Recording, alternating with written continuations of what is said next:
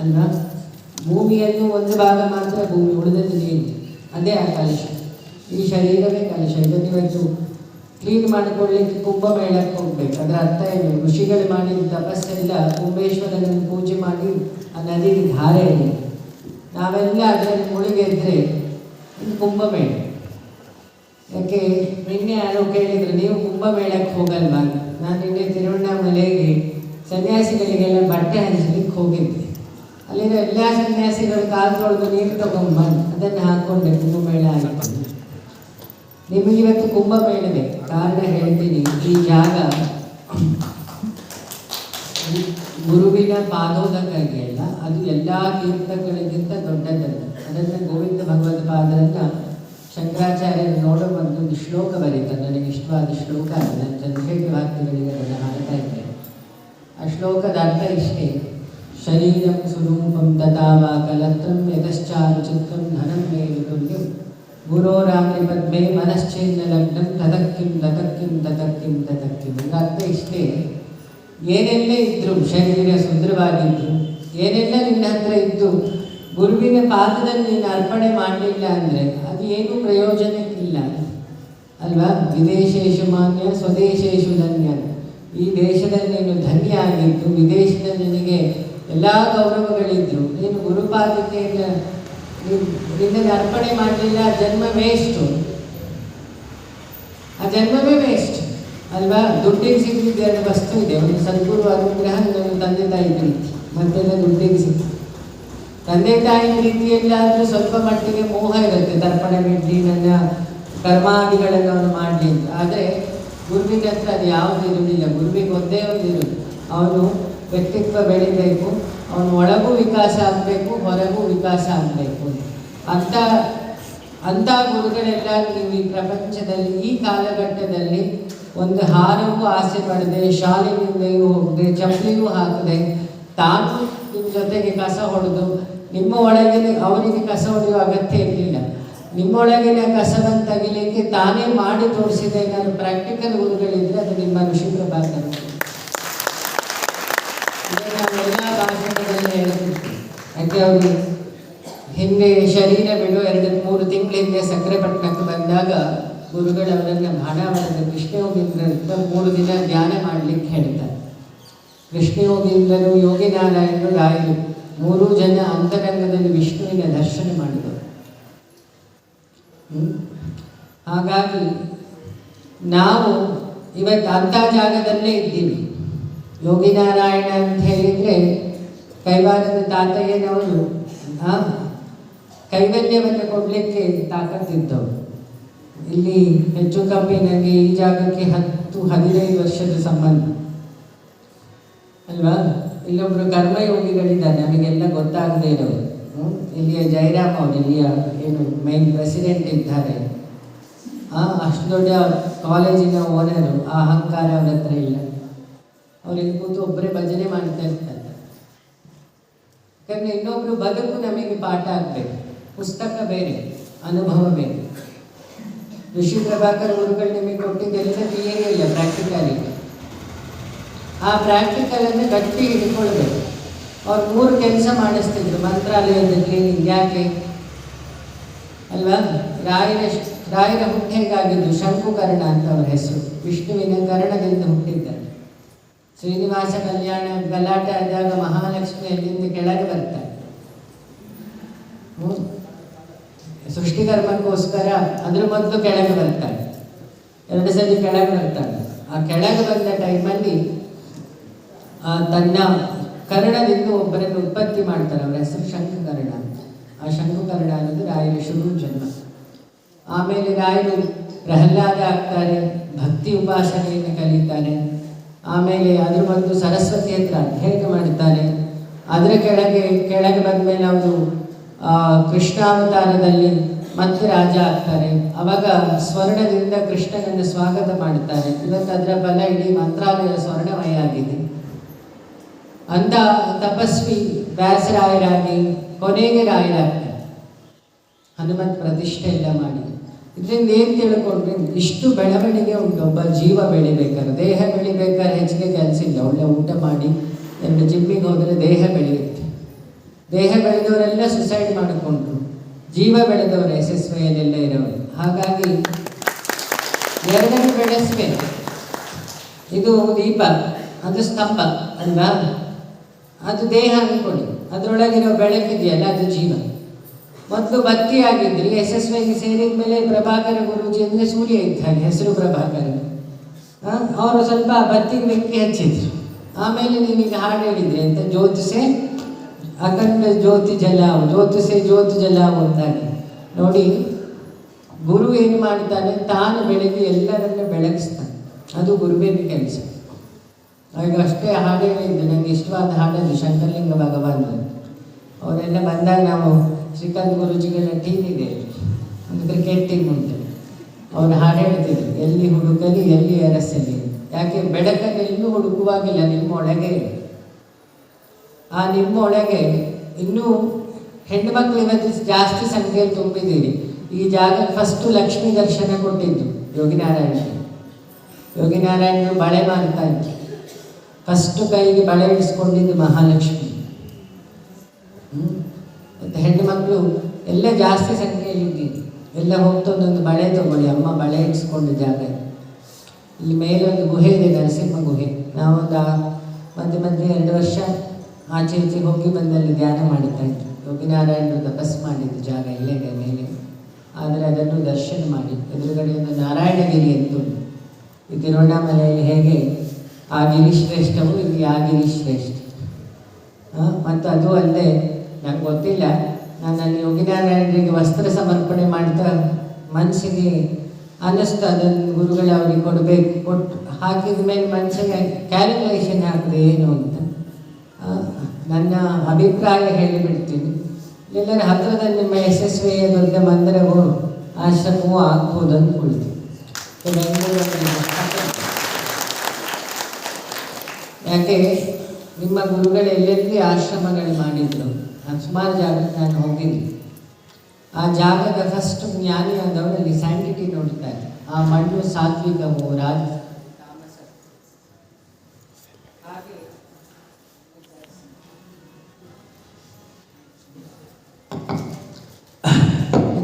ತೊಂದರೆ ಇಲ್ಲ, ನನ್ನಾಗಿ ಮೈಕ್ ಆಗಾಗ ಹೋಗ್ಬೇಕು. ಹಾಗೆ ಈ ಶಂಕರಾಚಾರ್ಯ ಶೃಂಗೇರಿಯನ್ನು ಹುಡುಕಬೇಕಾದ್ರೆ ಅಲ್ಲಿ ಹಾವು ಮತ್ತು ಕಪ್ಪೆ ಒಟ್ಟಿಗಿತ್ತು. ಯಾರು ಶತ್ರುತ್ವ ಇಲ್ಲದ ಜಾಗ, ಈ ಜಾಗವೂ ಹಾಗೆ. ಯೋಗಿನಾರಾಯಣರು ಮಣ್ಣಿನ ಗರುಡವನ್ನು ಹಾರಿಸಿದ ಜಾಗ, ಮಣ್ಣಿನ ಗರುಡಕ್ಕೆ ಪ್ರಾಣ ಕೊಟ್ಟ ಜಾಗ. ಗುರುವಿನ ಹತ್ರ ಬರೋ ತನಕ ನಾವು ಬರೀ ಮಣ್ಣಿನ ಗರುಡ ಅಲ್ವಾ, ಮೃತ್ತಿಕಾ ಶರೀರ ಅಂದರೆ ಮೃತ್ಯುಗೆ ಒಳಪಟ್ಟ ಶರೀರ. ಹಾಗಾಗಿ ನಮ್ಮ ಭಸ್ಮವನ್ನು ಮಣ್ಣಿನ ಮಡಿಕೆಯಲ್ಲಿ ಹಾಕಿ ಗಂಗೆಗೆ ಬಿಡೋದು. ಈ ಮಡಿಕೆಯಿಂದ ಆ ಮಡಿಕೆಗೆ ಟ್ರಾನ್ಸ್ಫರ್ ಆಗ್ತದೆ. ಅದರ ಸಂಕೇತಕ್ಕೆ ಶವ ಸಂಸ್ಕಾರ ಮಾಡ್ತಾ ಮಡಿಕೆಯಿಂದ 3 ಸಲ ನೀರು ಹಾಕ್ತಾರೆ. ಇದೆಲ್ಲ ಗೊತ್ತಿರಬೇಕು. ಮೂಢನಂಬಿಕೆ ಇಲ್ಲ, ಅದರಿಂದೆಲ್ಲ ದೊಡ್ಡ ಲಾಜಿಕ್ ಇದೆ. ಅಗ್ನಿ, ಜಲ, ಪಂಚಭೂತದಲ್ಲಿರೋ 5 ಪ್ರಾಣವನ್ನು 5ರ ಜೊತೆ ಕಳಿಸಿಬಿಡೋದು. ಪಾನ ಅಪಾನ ಜ್ಞಾನ ಸಮಾನ ಉದಾನ, ಅದೇ ಗಾಯತ್ರಿ. ಗಾಯತ್ರಿ ಅಂದರೆ ಅರ್ಥ ಏನು ಅಂದರೆ ಹೆಸರು ಗಾಯತ್ರಿ ಅಂತ. 3 ಕಾಯವನ್ನು ವಿಶ್ವಾಮಿತ್ರ ಸುಡ್ತಾನೆ. ಸುಟ್ಟಾಗೋ ಉತ್ಪತ್ತಿ ಆಗೋ ಮಂತ್ರ ಇದೆಯಲ್ಲ, ಅದೇ ಗಾಯತ್ರಿ. ಕಾಯ 3 ಕಾಯ ಹೋಯಿತು, ಸೂಕ್ಷ್ಮ ಸ್ಥೂಲ ಕಾರಣ 3ನ್ನು ಸುಟ್ಟಾಕದು ಅಲ್ಲ. ಇಲ್ಲಿ ಅರ್ಚನೆ ಮಾಡ್ತಾ ಹೇಳ್ತಾ ಇದ್ರು, ಷಟ್ಚಕ್ರ ದರ್ಶನ ನಮ್ಮ ಶಂಕರಪೀಠಕ್ಕೆ ಹೇಳ್ತಾರೆ ಷಡ್ದರ್ಶನ ಅಂತ ಹೇಳಿ. ಈಗ ಯೋಗಿನಾರಾಯಣರ 7 ಚಕ್ರದ ಬಗ್ಗೆ ಒಂದು ಪೇಂಟಿಂಗ್ ಇದೆ, ಎಲ್ಲ ಇರಬೇಕು, ನಾನು ನೋಡಿದ್ದೆ. ಸೊ ಬರೀ SSY 3 ಕೆಲಸ ಮಾಡುತ್ತೆ, ನೀವು ಅದನ್ನು ತಿಳ್ಕೊಳ್ಬೇಕು. ಅದಕ್ಕೆ ನಮ್ಮೂರಲ್ಲಿ ಸುಮಾರು ಜನಕ್ಕೆ ಪೈಲ್ಸ್ ಪ್ರಾಬ್ಲಮ್ ಇತ್ತು. ಆವಾಗ SSY ಕ್ಲಾಸಸ್ ಆಗ್ತಾ ಇತ್ತು ಇವರ ಭದ್ರಾವತಿಯಲ್ಲಿ. ನಾನು ಸುಮಾರು ಜನ ನೀವು ಸುಮ್ಮನೆ ಮಾತ್ರ ತಿನ್ನೋ ಬದಲು ಒಂದು 7 ದಿನ ಏನಾದಾಗಲಿ ಎಂತೆಂದು 2 ಲಕ್ಷ ಹಾಳು ಮಾಡೋ ಬದಲು ಒಂದು 1500 ರೂಪಾಯಿ ಕೊಟ್ಟು ಒಂದು ಕೋರ್ಸಿಗೆ ಹೋಗಿ ಬರೋದು ಒಳ್ಳೆಯದು. ನಂಬಿ ಬಿಡಿ, ಸುಮಾರು ಜನರ ಪೈಲ್ಸ್ ಹೋಯ್ತು. ಆಹಾರ ಪದ್ಧತಿ ಅಂದರೆ ನೀವು ಬೆಳಗ್ಗೆ ಮುಂಚೆ ಮೂಲಂಗಿ ತಿಂತೀರಲ್ಲ, ಮೊಸರಾಕಿ, ಅದು ನಮ್ಮ ಪೈಲ್ಸನ್ನು ನಿವಾರಣೆ ಮಾಡುತ್ತೆ, ಬಾಡಿಯಲ್ಲಿ ಫೈಬರ್ಸನ್ನು ಜಾಸ್ತಿ ಮಾಡುತ್ತೆ, ಮೋಷನ್ ಪ್ರಾಬ್ಲಮ್ ಕ್ಲಿಯರ್ ಆಗ್ತದೆ. ಟ್ಯಾಬ್ಲೆಟ್ ತಿನ್ನೋ ಅವಶ್ಯಕತೆ ಇಲ್ಲ, ಎಸಿಡಿಟಿಯನ್ನು ಕಂಟ್ರೋಲ್ ಮಾಡುತ್ತೆ. ಇನ್ನೊಂದು ನೀವು ತಿನ್ನೋ ತರಕಾರಿ ಇದೆಯಲ್ಲ, ಎಲ್ಲ ಗಿಡದ ಸೂಪ್ ಯೂಸ್ ಮಾಡ್ತೀರಿ SSY ಗೊತ್ತಿದ್ದ ಹಾಗೆ. ಪ್ರತ್ಯಾಹಾರ, ಒಳ್ಳೆಯ ಆಹಾರ, ಧ್ಯಾನ, ಮೆಂಟಲಿಗೆ ಆಹಾರ. ನೋಡಿ, ಇದೆಲ್ಲ ಆಹಾರ. ನಾವೇನೇನು ಗ್ರಹಿಸ್ತೀವೋ ಅದೆಲ್ಲ ಆಹಾರ. ಈಗ ಇವತ್ತೆಲ್ಲ ಪ್ರವಚನ ಆಗ್ತಿದೆಯಲ್ಲ, ಶ್ರವಣ ಅಂತ ಹೇಳ್ತೀವಿ. ನವವಿಧ ಭಕ್ತಿಯಲ್ಲಿ ಅದು ಒಂದಾಯಿತು. ಕೀರ್ತನೆ ಅವರು ಮಾಡಿದ್ರು, ಅರ್ಚನೆಯಲ್ಲಿ ಆಯಿತು, ಶ್ರವಣ ಇಲ್ಲ ಆಗ್ತದೆ, ಧ್ಯಾನ ಈಗ ಕೊನೆಗದು. ಅದನ್ನು ಕಾಯ್ಕಿಣಿ ಗುರುಗಳು ಮಾಡಿಕೊಡ್ತಾರೆ. ಹಾಗಾಗಿ ನಾವು ದ್ವಿಜ ಆಗಬೇಕು. ಆಮೇಲೆ ದ್ವಿಜದಿಂದ ಬ್ರಾಹ್ಮಣ್ಯಕ್ಕೆ ಹೋಗ್ಬೇಕು ಅಲ್ವಾ? ಬ್ರಾಹ್ಮಣ್ಯದಿಂದ ಬ್ರಹ್ಮಜ್ಞಾನ, ಮತ್ತೆ ಜನಿವಾರ. ಇದು ಲಾಜಿಕ್. ಫಸ್ಟು ನಾವು ಜನ್ಮದ ಶೂದ್ರು. ಅವನು ಯಾವುದೇ ಕುಲದಲ್ಲಿ ಹುಟ್ಟಿದ್ರು ಅವ ಶೂದ್ರ. ಸಂಸ್ಕಾರನೇ ಬ್ರಾಹ್ಮಣ. ಅವನಿಗೆ ಸಂಸ್ಕಾರ ಆದ ತಕ್ಷಣ ಅವ ಬ್ರಾಹ್ಮಣ ಆಗ್ತಾನೆ. ಯಾವ ಸಂಸ್ಕಾರ? ಉಪನಯನದ ಜೊತೆಗೆ ಗುರು ಉಪದೇಶ ಆಗ್ಬೇಕಂತ. ಬರೀ ಉಪನಯನ ಮಾಡಿಕೊಂಡ್ರೆ ಸಂಸ್ಕಾರ ಬರೋದಿಲ್ಲ. ಗಾಯತ್ರಿಯನ್ನು ಅನುಷ್ಠಾನ ಮಾಡಬೇಕು. 24 ಅಕ್ಷರ. 24 ಅಕ್ಷರ ನಮ್ಮ ದೇಹದಲ್ಲಿರೋ 24 ನಾಡಿಯನ್ನು ಆಕ್ಟಿವೇಟ್ ಮಾಡಬೇಕು. ಓಂಕಾರದ ಎಕ್ಸ್ಪೆನ್ಷನ್ ಆ ಗಾಯತ್ರಿ, ಪಂಚಪಾತಕ ನಾಶನ. ಗಾಯತ್ರಿ ಹೇಳಿದ್ರೆ ಏನಾಗುತ್ತೆ? ಗಾಯತ್ರಿ ಹೇಳಿದ್ರೆ ಇಷ್ಟು ಕೆಲಸ ಆಗುತ್ತೆ. 10 ಗಾಯತ್ರಿ ಹೇಳಿದ್ರೆ ಇನ್ನೂ ಉದ್ಧಾರ ಆಗುತ್ತೆ. 100 ಗಾಯತ್ರಿ ಹೇಳಿದ್ರೆ ಊರು ಉದ್ಧಾರ ಆಗುತ್ತೆ. ಆ ಎಲ್ಲ ಜಪಕ್ಕಿಂತ ಮೋಸ್ಟ್ ಪವರ್ಫುಲ್ ಏನು ಅಂತ ಹೇಳಿದರೆ ಧ್ಯಾನ. ಭಗವದ್ಗೀತೆಯಲ್ಲಿ ಕೃಷ್ಣ ಹೇಳ್ತಾನೆ, ಪೂಜೆಯಲ್ಲಿ ಶ್ರೇಷ್ಠವಾದ ಪೂಜೆ ಯಾವುದು? ಧ್ಯಾನ. ಈಗಷ್ಟೇ ಅವರು ಭಾಷಣದಲ್ಲಿ ಸೈಲೆನ್ಸ್ ಅಂದರು. ನಾನು ಏನು ಮಾತಾಡಲಿ ಅಂತಿದ್ದೆ, ಆ ಪುಣ್ಯಾತ್ಮ ಎಲ್ಲ ಕೀವರ್ಡ್ ಕೊಟ್ಟರು, ಇಲ್ಲೇ ಬರ್ಕೊಂಡಿದ್ದೆ. ಸೈಲೆನ್ಸ್ ಅಂತ. ಪ್ರಕೃತಿ ಭಾಷೆ ಯಾವುದು? ಪ್ರಕೃತಿಯದು ಭಾಷೆ ಯಾವುದು? ಮಗು ಗರ್ಭದಲ್ಲಿದ್ದಾಗ ಅಮ್ಮನ ಪ್ರಕೃತಿಯೊಳಗೆ ಇರ್ತಾಳೆ, ಅದರ ಭಾಷೆ ಮೌನ. ಹೊರಗೆ ಬಂದಾಗ ಅದು ಅಡು. ಯಾವಾಗ ಈ ಮಾಯೆಯ ಪ್ರವೇಶ ಆಗ್ತದೆ ಅದು ಅಳ್ಳಿಕ್ಕೆ ಶುರು ಮಾಡಿದೆ ಅಲ್ವಾ? ಆ ಮಾಯೆ ಮುಗಿಸಿ ಹೋಗ್ತಾ ಇರುತ್ತೆ. ತೀರಿ ಹೋದಾಗ ನೋಡಿ ಅವರ ಮುಖದಲ್ಲಿ ನಗು ಇರುತ್ತೆ. ಸುತ್ತ ಅಳ್ತಿರ್ತಾರೆ ಬಿಟ್ರೆ ಅವ್ರು ನಗಾಡ್ತಿರ್ತಾರೆ. ಅವ ಮಗು ಕೆಳಗೆ ಬರಬೇಕಾದ್ರೆ ಅದು ಅಳ್ತಾ ಇರುತ್ತೆ, ಸುತ್ತಿದ್ದವರು ನಗ್ತಾ ಇರ್ತಾರೆ. ನೀವು ಮೆಂಬರಿ ಸೆಂಟರ್ಡ್ ಅಂತ. ಪಾಪ ಆ ಮಗುಗೆ ತಲೆ ಬಿಸಿ ಮತ್ತೆ ಬಂದಲ್ಲ ಇದಕ್ಕೆ ಅಂತ. ಜ್ಯೋತಿರ್ಮಯ ಆಗಿದ್ದವನು ವಾಯುವೊಳಗೆ ಸೇರಿ ಜಲದ ಪ್ರವೇಶ ಆಗಿ ಮಲಮೂತ್ರದೊಳಗೆ ಸೇರಿ ಯೋನಿ ಪ್ರವೇಶ ಆಗಿ ಗರ್ಭಕ್ಕೆ ಹೋಗಿ ಅಲ್ಲ, ಪುನರಪಿ ಜನನಂ ಪುನರಪಿ ಮರಣಂ ಜಠರೇ ಶಯನಂ ಅಲ್ವಾ? ಆರಾಮಾಗಿ ಚೈತನ್ಯ ರೂಪಿಯಾಗಿಲ್ಲಿರೋ ಶೇಷಶಯನಾಗಿದ್ದ ಜೀವ ಈ ಮನದ ಮಡಿಕೆ ಒಳಗೆ ಬಂದ ಮೇಲೆ ಅದಕ್ಕೆ ಹಿಂಸೆ, ಶುರು ಹಿಂಸೆ. ಅದೇ ನಿಮಗೆ ಯಾವುದೂ ಗೊತ್ತಿಲ್ಲ ಅಷ್ಟೆ. ಆ ಹಿಂಸೆಯನ್ನು ನಾವು ಮರಿಲಿಕ್ಕೆ ಸಂಸಾರಕ್ಕೆ ಬೀಳ್ತೀವಿ, ಹೆಂಡತಿ ಮಕ್ಕಳನ್ನು ಕಟ್ಕೊಳ್ತೀವಿ, ಫ್ರೆಂಡ್ಸ್ ಕಟ್ಕೊಳ್ತೀವಿ.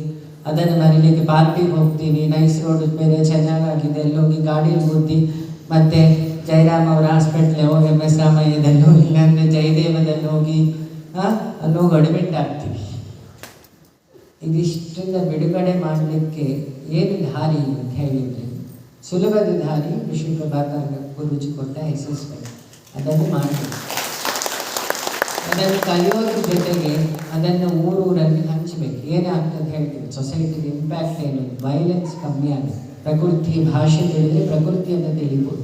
ಪ್ರಕೃತಿಯೇ ನಮ, ಅಪರಾಪ್ರಕೃತಿಯೇ ನಮ, ಪರಾಪ್ರಕೃತಿಯೇ ನಮ ಅಲ್ವಾ? ದೇವಿ 3 ರೂಪದಲ್ಲಿದ್ದಾಳೆ, ಚೈತನ್ಯಮಾಯ, ಜಡಮಾಯ, ಮಹಾಮಾಯ.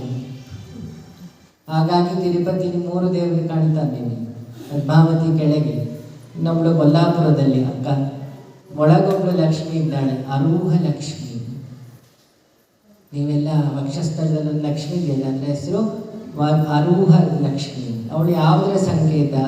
ಜ್ಞಾನ ವೈರಾಗ್ಯದ ಸಂಕೇತ ಅಲ್ವಾ? ಪದ್ಮಾವತಿ ಪ್ರಾಸ್ಪರಿಟಿಯ ಸಂಕೇತ. ಕಮಲ ಯಾವುದನ್ನು ತೋರಿಸುತ್ತೆ? ಪ್ರಾಸ್ಪರಿಟಿ ಅಲ್ವಾ? ಹೆಣ್ಮಕ್ಳು ಶುರು ಮದುವೆ ಆದಾಗ ಹೇಳ್ತಾರಲ್ಲ ಗಂಡಂದ್ರು, ಶುರು ಒಂದು ಕ್ಷಣ 5 ನಿಮಿಷ ತನಕ ನಿನ್ನ ಕಣ್ಣು ಕಮಲದಾಗಿದೆ ಅಂತ. ಸ್ವಲ್ಪ ಹೊತ್ತಿಗೆ ಬೇರೆ ಕಮಲನ ನೋಡ್ತಾ ಇರ್ತಾರೆ.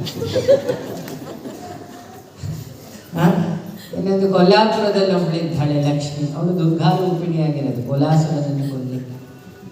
ಸೊ ಇಷ್ಟು ಮಾಯೆ. ಮಾಯೆ ಕೆಟ್ಟವಳ, ಮಾಯೆ ಕೆಟ್ಟವಳಲ್ಲ. When you live with maya with conscious, ಅವಳು ಒಳ್ಳೆಯವಳು. ಅದೇ ಋಷಿ ಪರಂಪರೆ. ಋಷಿ ಪರಂಪರೆಯಲ್ಲಿ ಕೂದಲು ಬಿಡೋದು, ಜಟೆ ಹಾಕೋದೆಲ್ಲ ಅಲ್ಲ. ಋಷಿ ಅಂದರೆ live in conscious. When you living with materialistic world, Jadamaya, live with conscious. Without conscious, karma without jnana, it is a toxic, ವಿಷಾದ. ಜ್ಞಾನದಲ್ಲಿ ನೀರು ಕುಡಿತಾ ಇದ್ದೀನಿ, ಹಿಂಗೆ ತಲೆ ಮೇಲೆ ಹೋಗಿದ್ರೆ ಬಾಯಿಗೆ ಹೋಗ್ತದೆ, ತಲೆ ತಣ್ಣಗಾಗ್ತದೆ, ತಲೆ ತಿರುಗುತ್ತಿಲ್ಲತ್ತೆ, ಬಾಯಕ್ಕೆ ಒಳಗೆ ಇರುತ್ತೆ. ಅದನ್ನು ಕುಡಿಯುವ ಕ್ರಮದಲ್ಲಿ ಕುಡಿದ್ರೆ ಇದನ್ನೇ ಶಂಕರಾಚಾರ್ಯರು ಕ್ರಮ ಮುಕ್ತಿ ಅಂತ. ಕ್ರಮ ಪ್ರಕಾರ ಹೋಗು, ಮುಕ್ತಿ ಫಿಕ್ಸ್ ಅಲ್ವಾ. ಇಲ್ಲಿಗೆ ಬರಬೇಕಾದ್ರೆ 2 ದಾರಿ ಇದೆ, ಒಂದು ಹಿಂಗೆ ಒಂದು ಹಿಂಗೆ. ಆಚೆಯಿಂದ ನಾವೀಗ ವಾಪಸ್ಸಿಗೆ ಹೋಗಿ ಹಿಂಗೆ ಬಂತು. ಆಚೆಯಿಂದ ಹೋದರೆ ಭೋಗ ಮಾರ್ಗ, ಗಾಡಿ ಅಲ್ಲಿ ನಿಲ್ಲತ್ತಲ್ಲಿ ನಡ್ಕೊಂಡ್ಬರ್ಬೇಕು. ಈ ಕಡೆಯಿಂದ ಬಂದರೆ ನಿಮ್ಮ SSY ಕ್ಲಾಸ್ ಯೋಗ ಮಾರ್ಗ, ನೇರ ಬಾಗಿಲಿಗೆ ಹೋಗ್ಬೋದು, ಬಾಧ್ಯದವರೆಲ್ಲ ಬಂದು ಕರ್ಕೊಂಡು. ಇದನ್ನೇ ಲಾಜಿಕಲ್ಲಿ ಕನೆಕ್ಟ್ ಮಾಡ್ತೀನಿ. SSY ಅನ್ನು ನಿತ್ಯ ಮಾಡಿದರೆ 7 ಚಕ್ರ ಭೇದಿಸ್ತೀವಿ. ಲಲಿತಾ ಸಹಸ್ರನಾಮದಲ್ಲಿ ಹೇಳ್ತೀವಲ್ಲ, ರುದ್ರಗ್ರಂಥಿ ವಿಭೇದಿನ್ಯೇ ನಮ ಅಲ್ವಾ. ಇಲ್ಲಿ ಯಾವ ಆ್ಯಸಿಡ್ ಇದೆ? ಪೀನಲ್ ಗ್ಲ್ಯಾಂಡ್ ಇದೆ, ಅಮೃತೋತ್ಪತ್ತಿ ಗ್ರಂಥಿ. ಹಾಗಾಗಿ ಇಲ್ಲಿ ಭಸ್ಮ ಹಚ್ಚಿ ಕುಂಕುಮ ಮಾಡಿ. ಶಕ್ತಿ ಏನು ಶಿವ. ಜ್ವರ ನೋಡೋದು ಇಲ್ಲೇ, ರುದ್ರ ಅಂದರೆ ಹಿಟ್ಟು. ಇಲ್ಲೊಂದು ಗ್ಲ್ಯಾಂಡ್ ಇದೆ ವಿಶುದ್ಧಿ, ಆ ಗ್ಲ್ಯಾಂಡ್ ಏನು? Thyroid gland. ಬ್ರಹ್ಮ ಇರೋ ಜಾಗ, ವಾಗೀಶ್ವರಿ ಇರೋ ಜಾಗ. ಆ ದೇಹದೆಲ್ಲ ಮೇಂಟೆನೆನ್ಸ್ ಆರ್ಗನೈಸೇಷನ್ ಅಲ್ಲಿ ಆಗ್ತದೆ. ಇನ್ನೊಂದು ಅನಾಹತ, ಮ್ಯಾಮಲ್ ಗ್ಲ್ಯಾಂಡ್, ಹಾಲು ಉತ್ಪತ್ತಿ ಆಗ್ತದೆ, ಕ್ಷೀರ ಸಮುದ್ಭವ. ಅದರ ಕೆಳಗೆ ಇನ್ನೊಂದು ಚಕ್ರ ಉಂಟಲ್ಲ, ಮಣಿಪುರಿ ಅಲ್ಲ, ಅದಕ್ಕಿಂತ ಮೊದಲು ಇನ್ನೊಂದು ಉಂಟು, ಸ್ವಾದಿಷ್ಟಾನ. ಅನಾಹತ ಹೃದಯ, ಸ್ವಾದಿಷ್ಟಾನ, ಒಂದು ಸಮಾನ ಅಗ್ನಿ ಇರುವುದು. ನಮ್ಮ ದೇಹದ ಸಮಾನ ಅಗ್ನಿ ಇರುವುದೇ ಅಲ್ಲಿ. ಆ ಅಗ್ನಿಯನ್ನು ತಣ್ಣಗೆ ಮಾಡಲಿಕ್ಕೆ ಎಸಿಡಿಟಿ ಮಾತ್ರ ಇಲ್ಲ. SSY 3 ದಿನ ಮಾಡಿದರೆ ತಣ್ಣಗಾಗ್ತದೆ. ಸುಮಾರು ಎಸಿಡಿಟಿ ಪ್ರಾಬ್ಲಮ್ ಇರೋರಿಗೆ ಹೇಳಿದೆ ನೋಡಿ, ಅಲ್ಲಿ ಸಮಾನ ಅಗ್ನಿ ಇರುತ್ತೆ, ಜಠರಾಗ್ನಿ. ಅದರ ಕೆಳಗೆ ಮಣಿಪುರಗಳು. ಹಾಗೆ ಒಂದು ಅಲ್ಲಿ ಹೈಡ್ರೋಕ್ಲೋರಿಕ್ ಆ್ಯಸಿಡ್, ಅದರ ಕೆಳಗೆ ಏನದು ಸ್ಪರ್ಮ್ ಜನರೇಟ್ ಆಗುತ್ತೆ, ಕಬ್ಬಿನ ರಸ ಅಂತೀವಿ ಶಾಸ್ತ್ರದಲ್ಲಿ, ಸ್ವಾದಿಷ್ಟ. ಅದರ ಕೆಳಗೆ ಕೊನೆಗೆ ಮೂಲಾಧಾರದಲ್ಲಿ ಆಧಾರ ಶಕ್ತಿ ನಮ ಅಂತೀವಿ ನಾವು. ಶ್ರೀಚಕ್ರ ಪೂಜೆ ಮಾಡಿದ ಹೇಳ್ತೀವಿ, ಆಧಾರ ಶಕ್ತಿ ನಮ ಅಂತ. ಎಲ್ಲದಕ್ಕೂ ಆಧಾರ ಅಂತ. ಈಗ ಈ ಬಾಟ್ಲಿ ನಿಲ್ಲಿಸಿದ್ದೀವಿ, ಇದು ಮೂಲಾಧಾರ, ಇದು ಧ್ಯಾನದ ಬೆನ್ನು ಹಿಂಗೆ ಇರ್ಬೇಕಂತ. ನಾವಿಲ್ಲಿ ಧ್ಯಾನ ಮಾಡೋರು ನೋಡ್ತೀವಿ ಹೀಗಾಗಿ. ಅವನಿಗೆ ಯಾರು ಒಂದು ಆಧಾರ ತಂದಿಡಬೇಕು. ಧ್ಯಾನ ಮಾಡಿದರೆ ನೋಡಿ ಬೆನ್ನೋ ಬರಲ್ಲ, ಹೆಲ್ತು. ದುಡ್ಡು ಖರ್ಚಾಗೋದು ಕಮ್ಮಿ ಆಗುತ್ತೆ ಆಸ್ಪತ್ರೆಯಲ್ಲಿ. ಜನರ ಜೀವನದ ಮುಕ್ಕಾಲು ದುಡ್ಡು ಆಸ್ಪತ್ರೆಗೆ ಹೋಗೋದು ವೆಲ್ತ್ ಉಳಿತಲ್ಲ. ಆ ವೆಲ್ತ್ ಉಳಿತು ಅಂದಮೇಲೆ ನಿಮ್ಮ ಮಾನಸಿಕ ಬುದ್ಧಿ ಸರಿ ಹೋಗುತ್ತೆ. ಸರಿ ಹೋದ್ರೆ ಮನೇಲಿ ಗಲಾಟೆ ಆಗಲ್ಲ. ನೋಡಿ ಈಗ SSY ಟೀಚರ್ಸ್ ಸುಮಾರು ಜನ ಒಂದು 5-6 ವರ್ಷ ಕ್ಲಾಸ್ ಮಾಡಿದವ್ರ ಮುಖ ಎಲ್ಲ ನೋಡಿದ್ರೆ ಅವರಿಗೆ ಸಿಟ್ಟೆಲ್ಲ ಬರಲ್ಲ, ಖುಷಿಲಿ ಇರ್ತಾರೆ. ನೋಡಿ ಗುರುವಿನ ಸ್ಪರ್ಶ ಆದರೆ, ಈ ಕಬ್ಬಣ ಮ್ಯಾಗ್ನೆಟಿಕ್ ತಾಗಿದ್ರೆ ಏನಾಗುತ್ತದ? ಋಷಿ ಪ್ರಭಾಕರನ ಮ್ಯಾಗ್ನೆಟಿಕ್ ತಾಗಿದ ಕಬ್ಬಣಗಳು ಸುಮಾರಿದ್ದಾರೆ ನೋಡಿ, ಅವರೆಲ್ಲ ಮ್ಯಾಗ್ನೆಟಿನ ಗುಣವೇ ಉಂಟು. ಕರ್ಷತಿ ಕೃಷ್ಣ ಅಲ್ವಾ. ನಿಮ್ಮ ಗುರುಗಳು ಹೆಂಗೆ ಹೋಗ್ಬೇಕಾದ್ರೆ ಎಲ್ಲರೂ ಅಟ್ರಾಕ್ಟ್ ಆಗ್ತಾ ಇದ್ರು ಅವ್ರ ಹತ್ರ. ಅವ್ರ ಗುರುಗಳು ಅಂತ ಕಾವಿಯೆಲ್ಲ ಉಡ್ತಿರ್ಲಿಲ್ಲ, ಗೊತ್ತೂ ಆಗ್ತಿರ್ಲಿಲ್ಲ ಜುಬ್ಬ ಹಾಕೊಂಡು. ಆದರೂ ಜನಕ್ಕೆ ಏನೂ ವಿಶೇಷ ಇದ್ದಾನೆ ಆ ವ್ಯಕ್ತಿ. ಹಾಗೆ ಅವ್ರ ಹತ್ರ ಹೋದವ್ರು ಎಷ್ಟು ಜನ ಇದ್ದೀರಿ? ಒಂದು ಕೈ ಎತ್ತಿ ನೋಡಿ. ಆ ಅಟ್ರಾಕ್ಟಿವ್ನೆಸ್ ಅನ್ನು ನಾರಾಯಣ ತತ್ವ ಅಂತ ಹೇಳಿ ಇನ್ನೊಬ್ಬರನ್ನು ಎಳಿತದೆ ಆ ಶಕ್ತಿ. ವಿಕ್ಷೇಪ ಸಂಕರ್ಷಣ ಅಂದರೆ ಮತ್ತೆಂತ? ಎಲ್ಲರನ್ನ ತನ್ನ ಎದುರುಗಡೆ ಎಳೆಯೋದು, ಆಕರ್ಷಣೆ, ಅದನ್ನೇ ನಾರಾಯಣ ತತ್ವ. ಅದಕ್ಕೆ ಗುರು ಅವರು ಹಾಡ್ತಾರಲ್ಲ, ಗುರು ಹರಿ ಗುರು ಹರ ಗುರು ಬ್ರಹ್ಮ. ಅದರ ಅರ್ಥ ಏನು? ಬ್ರಹ್ಮ ಅಂದರೆ ಚತುರ್ಮುಖ ಬ್ರಹ್ಮ ಅಲ್ಲ, ಜ್ಞಾನ. ಆ ಮುಖದಲ್ಲಿ ತೇಜಸ್ಸಿರುತ್ತೆ. ನಮ್ಮ ಹೆಣ್ಮಕ್ಳ ಎರಡಲ್ಲಿ ತೇಜಸ್ಸಲ್ಲ, ಅದು ಪರವರ ತೇಜಸ್. ಯಾವ್ದು? ಜ್ಞಾನದ ತೇಜಸ್ಸು. ಇದನ್ನೇ ಶಂಕರಾಚಾರ್ಯರು ಭಾಷ್ಯದಲ್ಲಿ ಬರೀತಾರೆ ಚೆನ್ನಾಗಿ ಮಾಡಿ. ಮುಖದ ತೇಜಸ್ಸು ಬರುವುದು ಹೇಗೆ? ಬ್ರಹ್ಮಜ್ಞಾನದಿಂದ. ಗಾಯತ್ರಿ ತುಂಬ ಉಪಾಸನೆ ಮಾಡೋರ ಮುಖದಲ್ಲಿ ಇರ್ತದೆ ಆ ತೇಜಸ್ಸು. ಓಂಕಾರ ಉಪಾಸನೆ ಮಾಡೋರು ಇರ್ತಾರೆ. ಈ ಪಂಡ್ರಾಪುರದಲ್ಲಿ ವಿಠ್ಠಲ ಇರ್ತಾರೆ, ಅವ್ರ ಮುಖದಲ್ಲೂ ಆ ತೇಜಸ್ಸು ಇರ್ತದೆ. ಭಕ್ತಿಯಿಂದನೂ, ತಪಸ್ಸಿಂದನೂ, ಜ್ಞಾನದಿಂದನೂ, ಕರ್ಮದಿಂದನೂ ನೀವು ಅದನ್ನು ಪಡಿಬೋದು.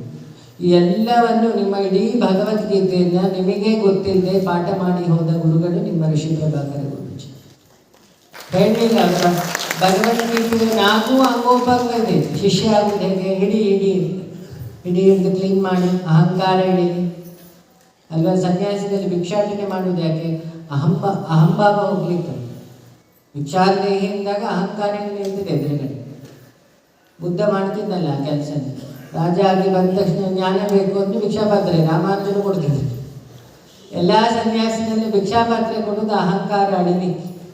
ಮನುಷ್ಯನಿಗೆ 5 ಮದ: ಜ್ಞಾನ ಮದ, ಧನ ಮದ, ಜನಮದ, ಅಧಿಕಾರ ಮದ.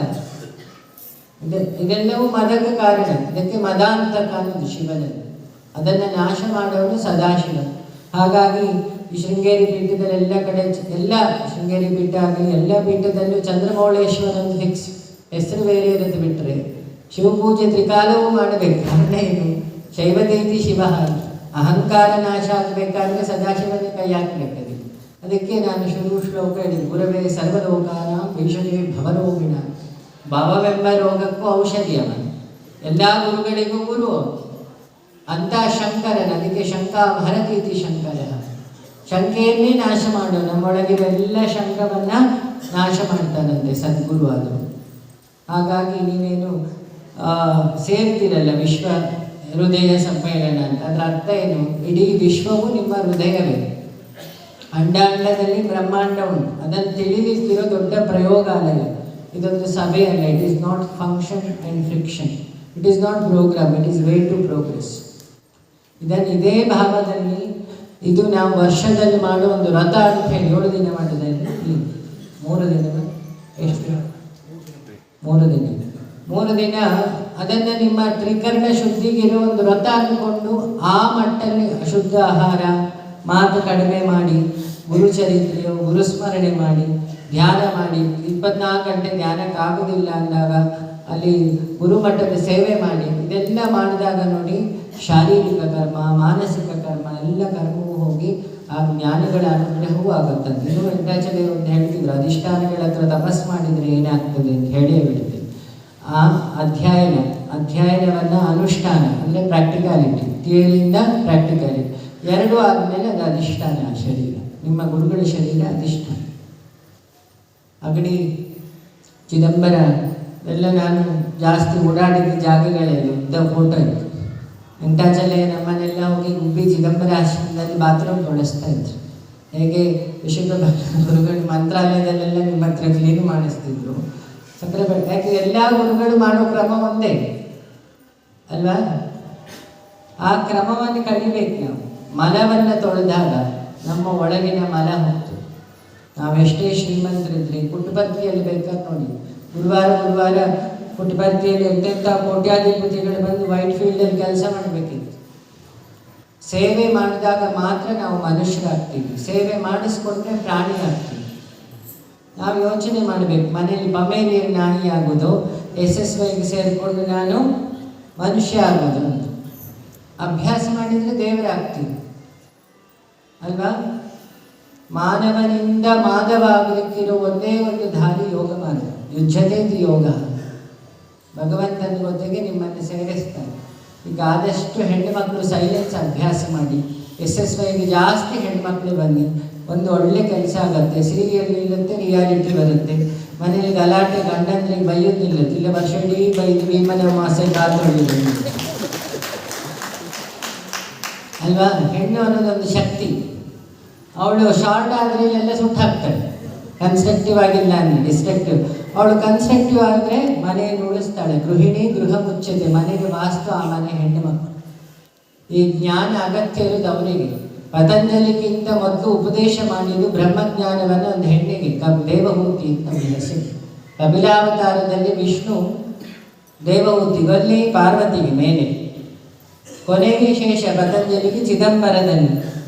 ನೀವು ಹೇಗಿದ್ರು ನಿಮ್ಮ ಇಡೀ ಪಂಥವು ಚಿದಂಬರಕ್ಕೆ ಕನೆಕ್ಟೆಡ್. ಚಿದಂಬರ ಅಂದರೆ ಸಾಕ್ಷಾತ್ ಶಿವ, ಬೇರೆ ನನ್ನ. ಅಲ್ಲೊಂದು ತಬ್ಬಿಗೆ ಇದೆ, ಎಷ್ಟು ನೀರು ಹಾಕಿದ್ರು ಅದು ಕಾಲು ತುಂಬಲ್ಲ. ಚಿದಂಬರಾಶ್ರಮದಲ್ಲಿ ಎಷ್ಟು ಜನ ನೋಡಿದ್ದೀರಿ ಅದನ್ನು? ಇನ್ನೊಮ್ಮೆ ಹೋದರೆ ನೋಡಿ. ಚಿದಂಬರ ಅವತಾರದಲ್ಲಿ ದತ್ತಾತ್ರೇಯನು ಹರ ಚಿದಂಬರ, ಗುರು ಚಿದಂಬರ ತಬ್ಬಿಗೆ ಇದೆ. ಅದಕ್ಕೆ ನೀವು ಎಷ್ಟು ನೀರು ತುಂಬಿಸಿದ್ರೆ ತುಂಬಲ್ಲ. ಯಾಕೆ ತುಂಬಲ್ಲ? ಚಿತ್ತ ಅಂಬರ ಆಯಿತು. ಮನಸ್ಸು ಬುದ್ಧಿ ಎಲ್ಲ ಹೋದ್ಮೇಲೆ ಕೊನೆಗಿಡೋದು ಮೆಮೊರಿ, ಚಿತ್ತ. ಅದು ಅಳಿಸಿದ್ರೆ ಏನು ಉಳಿತು? ಬರೀ ಸ್ಪೇಸ್ ಮಾತ್ರ ಉಳಿತು. ಅದನ್ನು ಈಗ ಆಕಾಶ ತತ್ವದ ಆಚೆ ಇರೋ ಅವಕಾಶವನ್ನು ನೀವು ಹೇಗೆ ಫೀಲ್ ಮಾಡ್ತೀರಿ? ಅದಕ್ಕೆ ವಾಯುವಿನ ಮೂಲಕ ಅದನ್ನು ಹುಡುಕೋದು. ವೃತ್ತಾಕಾಶದಲ್ಲಿ ಚಿದಾಕಾಶವನ್ನು ನೋಡೋದು. ಇದು SSYಯ ಮೂಲ ಸಿದ್ಧಾಂತ. ಇದನ್ನೇ ಭಾವ ಸಮಾಧಿ ಅಂತ. ನಿಮ್ಮ ಭಾವನೆಗಳನ್ನೆಲ್ಲ ನಿಲ್ಲಿಸೋದು. ಫಸ್ಟ್ ಮಾತು ನಿಲ್ಲಿಸೋದು, ಫಸ್ಟ್ ಓಡಾಟ ನಿಲ್ಲಿಸೋದು, ಧ್ಯಾನ. ಓಡಾಟ ನಿಲ್ಲಬೇಕಾದ್ರೆ ಆಹಾರ ಒಂದು ಸುಸ್ಥಿತಿಗೆ ಬರಬೇಕು. ತಾಮಸ ಆಹಾರಗಳು, ರಾಜಸ ಆಹಾರಗಳು ಸ್ವಲ್ಪ ಕಮ್ಮಿ ಆಗ್ತಾ ಹೋಗ್ಬೇಕು. ಅದಕ್ಕೆ ಫ್ರೆಶ್ ವೆಜಿಟೇಬಲ್ ತಿನ್ನೋದು ಬೆಳಿಗ್ಗೆ ಅಲ್ವಾ? ಈ ತುಂಬ ಲಿವರ್ ಸೋರಿಯೋಸಿಸ್ಸು, ಎಣ್ಣೆ ಹೊಡೆದವರು, ತುಂಬ ಡ್ರಗ್ ಎಡಿಕ್ಟು. ನಾನು ಟೀಚರ್ಸಿಗೆ ಒಂದು ರಿಕ್ವೆಸ್ಟ್ ಮಾಡೋದು, ನೀವೇನಾದ್ರು ಭಾರತಕ್ಕೆ ದೊಡ್ಡ ಡೊನೇಷನ್ ಕೊಡ್ತೀರಿ ಅಂದರೆ ಭಾರತವನ್ನು ಸರಿ ಮಾಡಲಿಕ್ಕೆ SSY ಟೀಚರಿಂದ ಆಗ್ತದೆ. ಈಗ ವಿದ್ಯೆ ಏನು ಮಾಡ್ತಾ ಇದೆ ಬರೀ ಮೋದಿ ಸರಿ ಮಾಡಲಿ ಅನ್ನೋದಲ್ಲ. ಮೋದಿ ಎಷ್ಟು ದೇವಸ್ಥಾನ ಎಲ್ಲ ಕಟ್ಟಿ ಸರಿ ಮಾಡ್ಬೋದು. ಮನುಷ್ಯರಿಗೆ he will construct their buildings, temples. You people are having power of constructing human brains in India. ಅದನ್ನ ಜವಾಬ್ದಾರಿಯಿಂದ ತಿಳಿದು ಹಳ್ಳಿಲಿ ಒಬ್ರು ಟೀಚರ್ ಗೃಹಸ್ಥರಾದ್ರೆ ಸಮಸ್ಯೆ ಇಲ್ಲ ಅಲ್ವಾ?